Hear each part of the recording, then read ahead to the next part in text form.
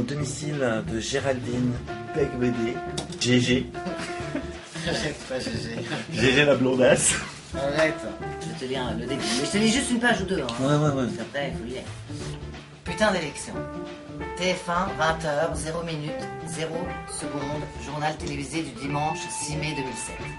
Le drapeau coloré numérisé vient de tomber sur le visage de Nicolas Sarkozy.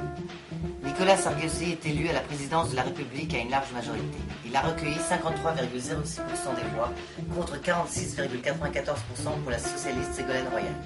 Taux de participation 84,77%. Au moment où les résultats sont tombés, j'étais allongé sur le lit, un 140 sur 220 IKEA Grunwald de qualité confortable. Sarkozy me fixait depuis l'écran plasma du téléviseur LCD Sony acheté sur MrGoodDeal.com, vente flash 72 heures les bonnes affaires. Je vivais en direct 6 minutes à n'en pas douter historique quand soudain je me suis senti largué.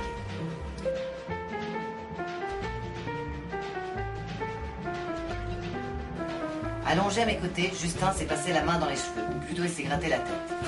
Ça cogitait sérieux à l'intérieur, mais il n'a rien dit. Et le silence s'est éternisé.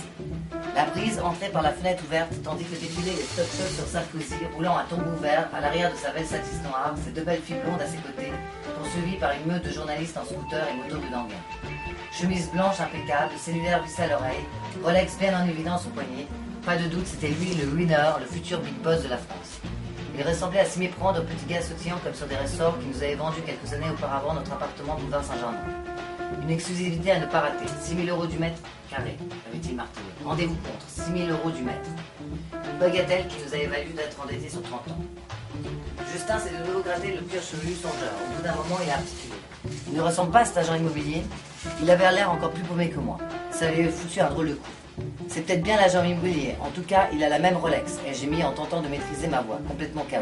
C'était plié, archi-plié, et on en prenait pour 5 ans, voire 10. Voilà. Rollerboy est complètement fictif. Oui, c'est un personnage fictif. Bien sûr. Bien sûr. De toute façon, quand on écrit, c'est même quand on écrit le jeu, c'est toujours un jeu dépersonnalisé. Hein. C'est soi et pas soi-même. Oh putain, t'as lu des trucs intello récemment. Hein? Oh, c'est pas un télo, mais c'est quand Un jeu t'écris. dépersonnalisé. En fait. Mais quand t'écris, c'est vrai que c'est toi et pas toi non plus, tu vois. C'est étrange le rapport à l'écriture, en fait.